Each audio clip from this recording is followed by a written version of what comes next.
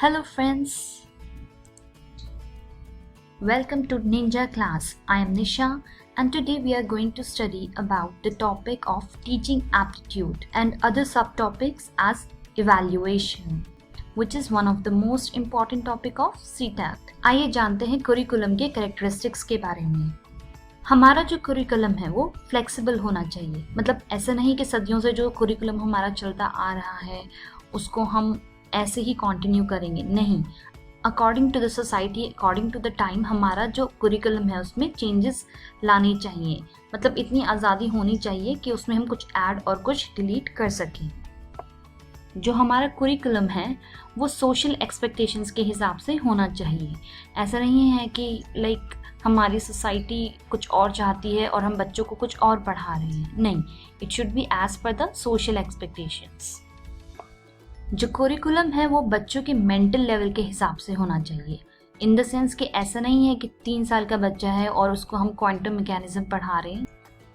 हमारा जो कुरिकुलम है उसमें मोरल वैल्यूज़ भी होनी चाहिए, लाइक मोरल वैल्यूज़ पे बेस्ड होना चाहिए, इन द सेंस कि बच्चे को पता होना चाहिए कि क्या गलत है और क्या सही है।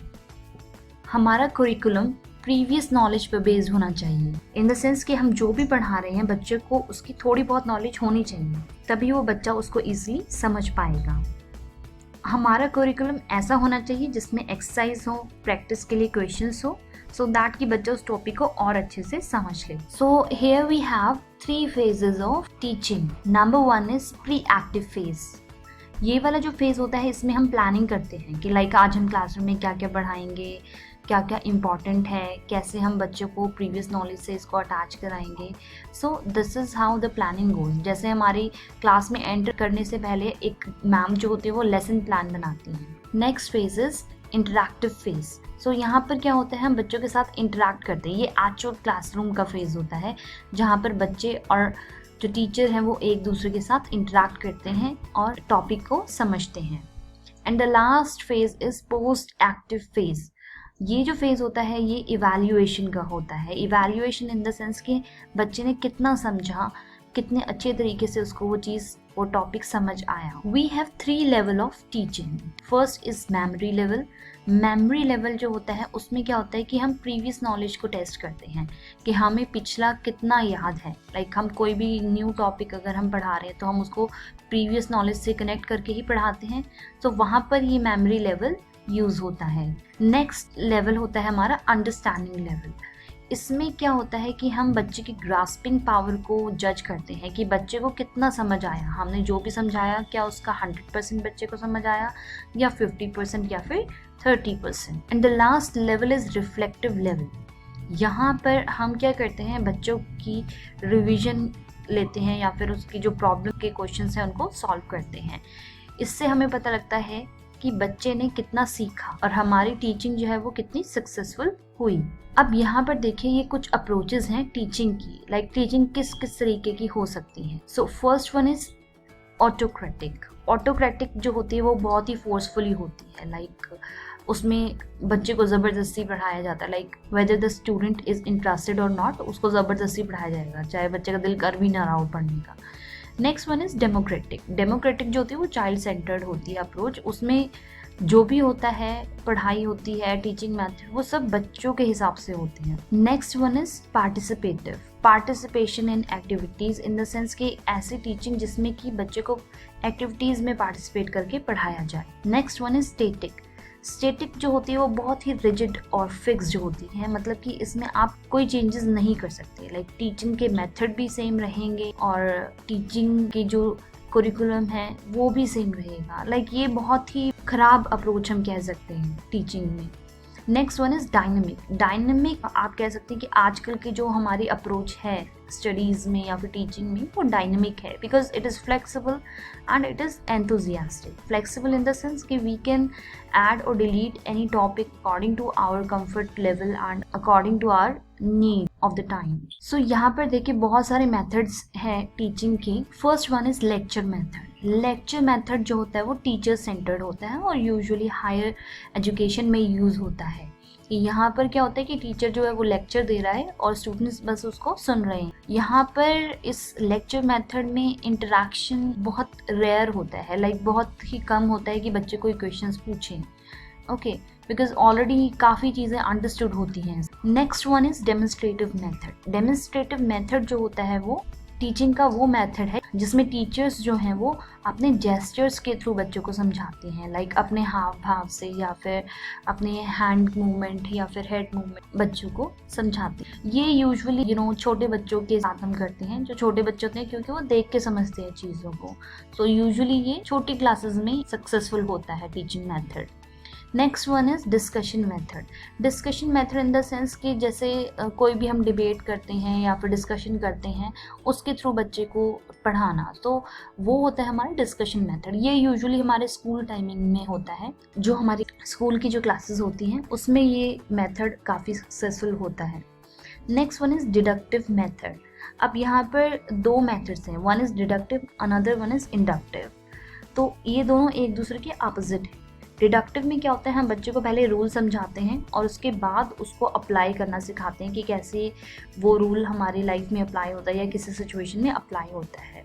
ओके, ये यूजुअली हमारा हायर एजुकेशन के लिए काफ़ी अच्छा होता है।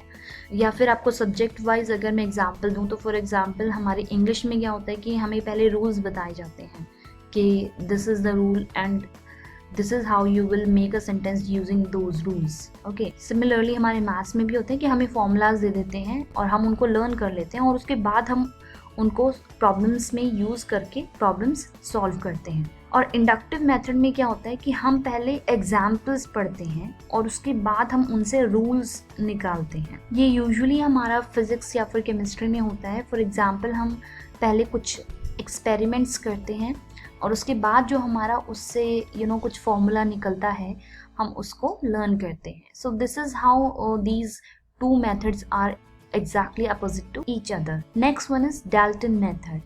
Dalton method was propounded by Helen Parkhurst. ये होता है सेल्फ स्टडी वाला। इसमें क्या होता है कि बच्चा अपने आप सीखता है, जैसे क्या उसने घर में सीखा, क्या उसने स्कूल में सीखा, अपने आप उसमें उसको अपने ऊपर वर्क करना पड़ता है। इसमें क्या होता है, कुछ फोर्सफुली नहीं हो रहा। फॉर एग्जाम्पल 3 Idiots मूवी में जैसे आपने देखा था वांचुक का जो स्कूल होता है, so it is a clear example of Dalton method. Because इसमें क्या होता है, कोई स्टूडेंट जो है वो बाउंड नहीं है किसी क्लास से, वो किसी भी क्लास में जाके बैठ सकता है according to his mental level and according to his intelligence. In Dalton method it is said that student can learn from anywhere. यहाँ पर आपको कोई रिस्ट्रिक्ट नहीं कर सकता। इसमें आप वन क्लास से दूसरी क्लास में जाके अपने स्टूडेंट्स क्लासमेट्स के साथ डिस्कशन भी कर सकते हैं। This is what known as Dalton method. Next one is project method. This was propounded by Kilpatrick. Okay, and इसमें क्या होता है कि हम स्टूडेंट्स के एक ग्रुप बनाते हैं और उनको एक प्रोजेक्ट दे देते हैं and this is how this project method works. ये आपने स्कूल्स में देखा होगा बहुत बारी कि कैसे प्रोजेक्ट मेथड के थ्रू हमें पढ़ाया जाता है। Next one is heuristic method. Heuristic method was propounded bye Armstrong. ये यूजुअली हमारा कहलाया जाता है डिस्कवरी मेथड। लाइक इसमें क्या होता है, इंक्वायरी बेस्ड लर्निंग होती है। जितना बच्चा पूछेगा, क्वेश्चंस पूछेगा या पुटअप करेगा, या जितने उसके माइंड में क्यूरियोसिटी होगी उतना ही वो लर्न करेगा। ह्यूरिस्टिक मेथड में बच्चे को कोई फोर्स नहीं कर रहा है, कोई क्लासरूम नहीं है, बट उसकी खुद की क्यूरियोसिटी है which leads him to discover something new. Next one is excursive method. Excursive method was propounded by professor Lee. और इसमें क्या होता है, लाइक स्काउटिंग के थ्रू, म्यूजियम के विजिट्स के थ्रू हम बच्चों को समझाते हैं या चीज़ें सिखाते हैं। लाइक हम बच्चों को ले गए किसी म्यूजियम में, साइंस म्यूजियम में, और या फिर किसी ऐसी जगह हिस्टोरिकल प्लेस पे जहाँ से उनको कुछ सीखने को मिल रहा है। तो that kind of teaching is known as excursive method. Okay, so here is the example of assessment and evaluation. Assessment और इवैल्यूएशन में क्या डिफरेंस होता है? सो फर्स्ट ऑफ ऑल जो हमारा असेसमेंट होता है वो नैरो नॉलेज को जज करता है, मतलब कम नॉलेज को जज करता है। वेयरएज अगर हम इवैल्यूएशन की बात करें तो वो हमारी काफ़ी वाइड रेंज ऑफ नॉलेज को जज कर सकता है। ओके, तो हमारे जो एजुकेशनल इवैल्यूएशंस में क्वेश्चंस होते हैं वो किस टाइप के होते हैं? यहाँ पर 2 टाइप्स बताई हुई हैं। कुछ क्वेश्चन होते हैं हमारे ओपन एंडेड और कुछ होते हैं हमारे क्लोज एंडेड। ओपन एंडेड जो हमारे क्वेश्चन होते हैं वो हमारे सब्जेक्टिव टाइप के होते हैं, इन द सेंस कि वहाँ पर हमें लॉन्ग आंसर्स लिखने पड़ते हैं, शॉर्ट आंसर्स लिखने पड़ते हैं, राइट। वेयरएस जो क्लोज एंडेड होते हैं वो हमारे ऑब्जेक्टिव टाइप के होते हैं, मतलब उसमें ज़्यादा नहीं लिखना पड़ता है, सिर्फ हमें बहुत ही फिक्स्ड रिस्पॉन्स देना पड़ता है। फॉर एग्जाम्पल हमारे MCQs, ट्रू फॉल्स, फिलअप्स या फिर वन वर्ड आंसर या फिर antonym, synonyms, all these are known as close ended question. ये जो हमारे क्लोज एंडेड क्वेश्चंस होते हैं यूजुअली हमारे कॉम्पिटिटिव एग्जाम्स में आते हैं। आपने देखा होगा उसमें हमें कोई सब्जेक्टिव क्वेश्चन उसमें लिखना नहीं होता है, उसमें सिर्फ हमें टिक करना होता है। अब यहाँ पर हमारे टाइप्स ऑफ इवैल्यूएशन बताई हुई हैं। तो 3 टाइप्स की इवैल्यूएशन होती है, formative, summative and diagnostic. Formative is also known as assessment for learning. ये जो फॉर्मेटिव इवैल्यूएशन होती है इसको हम जज कर सकते हैं लाइक रेगुलर टेस्ट से, या फिर जो हमारे इंस्टीट्यूट में टेस्ट होते हैं, या फिर कॉन्टिन्यूस फीडबैक जहाँ पर मिलता है कि बच्चे को कितना लर्न हुआ। लाइक बच्चा उसमें खुद जज कर लेता है कि हमारा इतना रह गया है या हमें इतना वो टॉपिक समझ आया है। Next one is summative, is also known as assessment of learning. अब यहाँ पर जो टेस्ट होता है बच्चों का वो एंड ऑफ द सेशन में होता है, जैसे कि आपने देखा होगा एनुअल टेस्ट हमारे होते हैं, तो उसको हम समेटिव इवैल्यूएशन भी कहते हैं। इसमें क्या होता है, एट द एंड हम बच्चे की ओवरऑल नॉलेज को जज कर रहे हैं कि एट द एंड उसको पूरा सब्जेक्ट वो समझ कितना आया और कितना उसने गेन किया। नेक्स्ट वन इज डायग्नोस्टिक, यहाँ पर इसको असेसमेंट एज लर्निंग भी कहा जाता है, और ये जो होती हैं ये बच्चे की प्रॉब्लम्स को फाइंड आउट करने के लिए ये टेस्ट किया जाता है और उनको सॉर्ट करने के लिए। डायग्नोस्टिक टेस्ट वो होते हैं जिसमें बच्चे को अगर समझो कि कोई पर्टिकुलर प्रॉब्लम है तो हम उस पर कैसे वर्क कर रहे हैं, लाइक टीचर्स उसमें क्या कंट्रीब्यूट कर रहा है कि बच्चे को वो प्रॉब्लम ना हो और उस प्रॉब्लम के होते हुए भी उसको ज़्यादा से ज़्यादा समझ आए।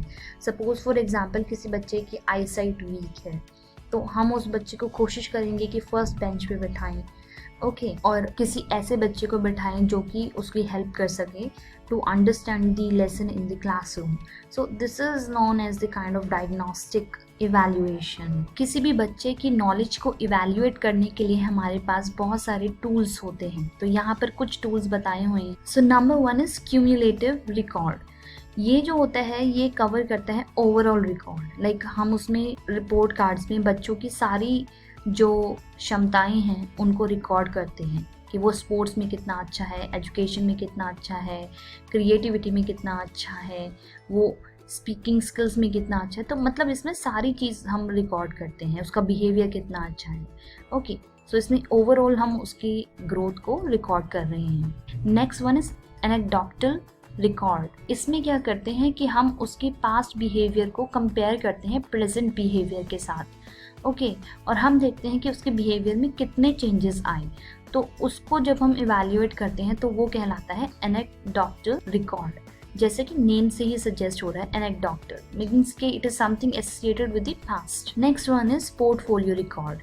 पोर्टफोलियो रिकॉर्ड में क्या होता है कि हम एक एक्टिविटी की सीरीज मेंटेन करते हैं कि लाइक बच्चे की क्या एक्टिविटीज़ रही पिछले कुछ समय में। फॉर एग्जांपल बच्चा 1 जनवरी को स्कूल में आने के बाद 2 घंटे तक रोया, 15 जनवरी को वो 15 मिनट के लिए रोया और चिड़चिड़ा बच्चा हो गया, और 30 जनवरी को वो बच्चा बहुत ही खुश था। तो यहाँ पर क्या हुआ कि हमने उसकी सीरीज बनाई उस एक्टिविटी की कि उसने कैसे बिहेव किया या फिर कैसे उसकी एक्टिविटीज थी, कैसे उसमें चेंजेस आए। तो that kind of record is known as portfolio record. Next one is rating scale. ये तो मुझे एक्सप्लेन करने की ज़रूरत ही नहीं है, ये आप सबने देखा होगा कि बच्चे को कैसे रेट करते हैं, ओके, उनको इवैल्यूएट करने के लिए उनको ग्रेड्स देते हैं। Next one is case study में क्या होता है उसकी सारी चीज़ हम कवर करते हैं कि स्टार्टिंग में बच्चा कैसा था, उसका बिहेवियर कैसा था, या उसकी लर्निंग पावर कैसी थी और कैसे कैसे वो डेवलप हुआ। तो केस स्टडी में हम पूरा ओवरऑल उसका रिकॉर्ड रखते हैं अब तक का कि अब वो कैसा है और अब उसने में कितने चेंजेस आए हुए हैं since birth. So this is how the case study is evaluated. Diary में क्या होता है कि हम एक पर्टिकुलर स्टूडेंट का ही जो स्टेटस है वो कवर कर पाते हैं, लाइक इसमें सारे स्टूडेंट्स का नहीं, एक पर्टिकुलर स्टूडेंट के लिए हम एक काइंड ऑफ डायरी बनाते हैं और उसमें उसके इम्पॉर्टेंट इवेंट्स को नोट डाउन करते हैं. So here we have domains of evaluation. इसमें क्या है कि हम बच्चे की किस किस चीज़ को इवैल्यूएट कर सकते हैं. लाइक उसकी कोग्निटिव पावर को हम इवैल्यूएट कर सकते हैं कि उसमें कितनी कोग्निटिव इंटेलिजेंस है, और अफेक्टिव एंड साइकोमोटर या फिर कोग्निटिव.